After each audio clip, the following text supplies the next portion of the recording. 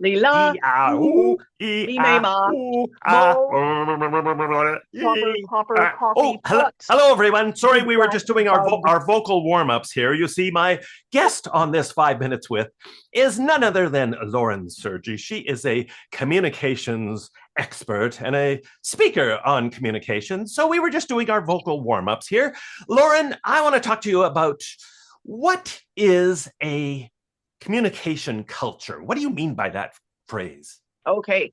With communication culture, we are talking about how people in an organization or a workplace speak to one another. So it's the norms and the practices of their communication. And critically, it is how easily communication and information moves around in the organization.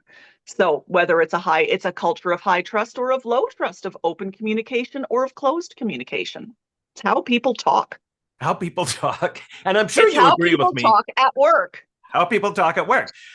Pretty simple definition. And I'm sure you agree with me. I talk about this in my last book, Small Moments, Big Outcomes, about how communication is everything and everything is communication when we talk about building a great workplace culture. So, what are some of the Yeah. top priority things people, maybe especially leaders, need to keep in mind to build a communication culture?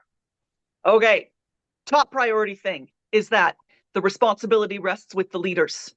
Right. You set the tone, you set the example. If there is stuff happening lower down the ladder, always assume it's your fault.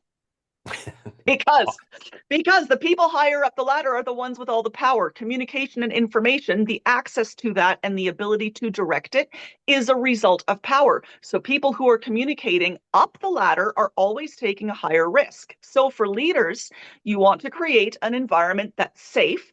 That doesn't mean free of responsibility. It means that people can come to you with problems and mistakes and you won't blow up and blame them for it, because that will cause them to not communicate those issues.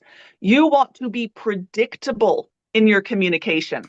Do people know what to expect from you, mood wise, emotion wise, when they walk into the office and talk, right?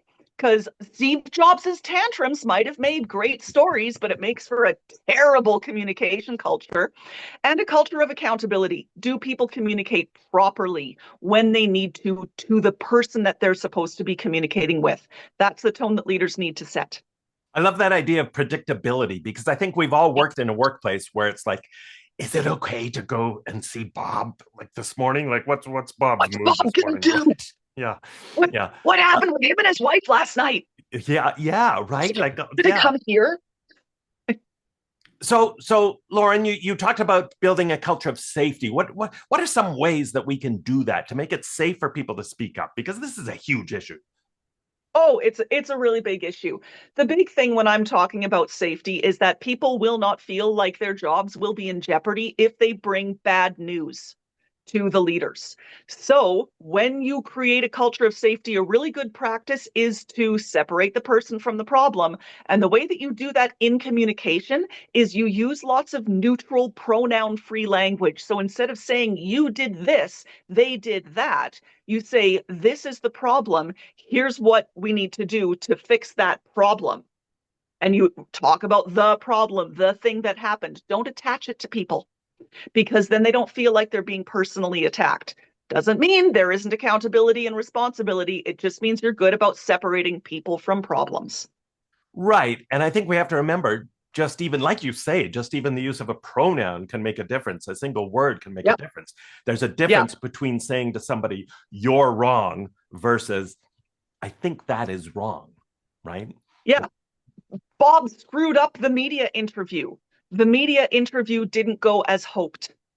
Right. Right. Totally different, That right? We're Bob, I not think, throwing is, Bob under the bus. Poor yeah, Bob. but He knows he screwed up. I know Bob is creating a lot of troubles here this morning. I Yeah. think. Poor You Bob. don't need to rub it in his face. Yeah. The interview didn't go well. That's the sort of thing that I mean. Right. Okay. So what's one final, we've got 30 seconds here. What's one final big tip that you think is just really important for people to embrace? Have your people between different departments talk to each other a lot and understand how one department's information and work meshes with another department's. Because when they understand that, silos break down. All right. So You better don't want better silos? cross Make sure they department don't. communication to break down silos. That's awesome. That's Yep. such a huge issue. Everyone needs to understand what everyone else does. Excellent. Thank you so much, Lauren.